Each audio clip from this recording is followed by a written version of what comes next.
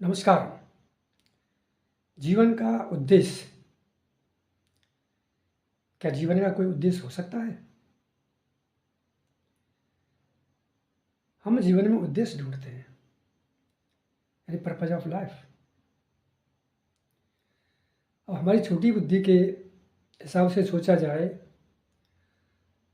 तो निश्चित रूप से हम सोचते हैं कि हम अपने मानसिक तरक्की करें, भौतिक पदार्थों की तरक्की करें, अपनी आत्मबोध की तरक्की करें।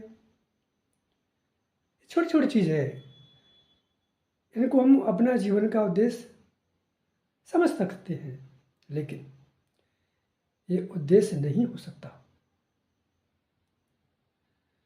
अगर ये हमारा उद्देश्य है, यानी हमारे जीवन को हमें एक उद्देश्य की लेके चले कि जीवन हमको मिला है, इसका कुछ उद्देश्य होना चाहिए,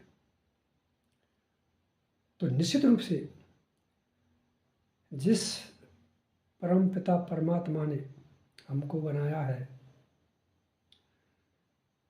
तो उनका भी कोई उद्देश्य होगा। हम और हमारा उद्देश्य दो अलग तत्व हो गए। अगर ये दो अलग तत्व हैं तो परमात्मा और परमात्मा के द्वारा रचा हुआ संसार, ये दो अलग हो गई। लेकिन वैदांतिक थ्योरी के हिसाब से क्रिएशन और क्रिएटर दोनों एक हैं, वो अलग अलग नहीं। अगर दोनों एक हैं तो जीवन का कोई उद्देश्य नहीं हो सकता। साथ ही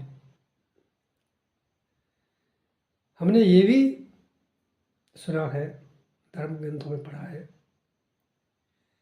कि परमात्मा कण कण में व्याप्त है। अगर परमात्मा कण कण में व्याप्त है तो फिर उद्देश्य ही नहीं रहता जीवन का।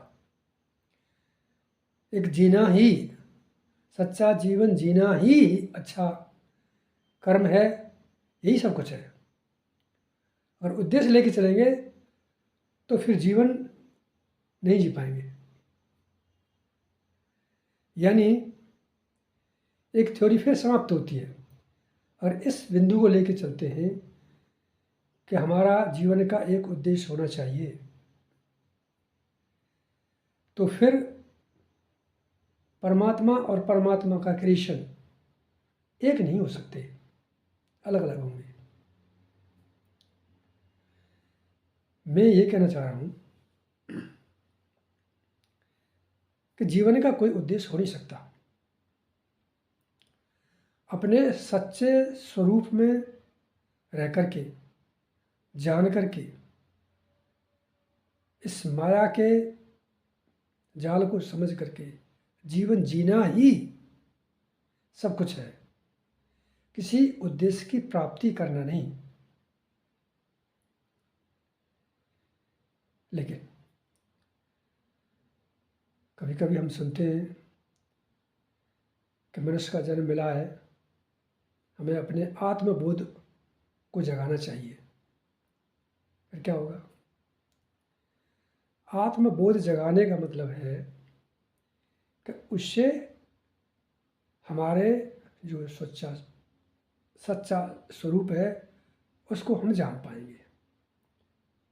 और सच्चे स्वरूप को जान पाते हैं तो फिर क्या होगा? बताते हैं कि ये जो जन्म और मरण की प्रक्रिया है, इससे जीव मुक्त हो जाता है आत्मबोध के प्राप्त होने के बाद। सही बात है, जहाँ से आए वहीं विलीन हम हो जाते हैं। लेकिन ये फिर एक उद्देश्य बनता है जीवन का। अगर ये उद्देश्य है तो फिर मैं ये कहना चाहूँगा कि दो तत्व हो गए, हम, हमारा उद्देश्य। इससे ऊपर भी हमें कुछ जाना होगा। मेरा व्यू ये है, हमको सिर्फ जीना है, और ऐसा जीना है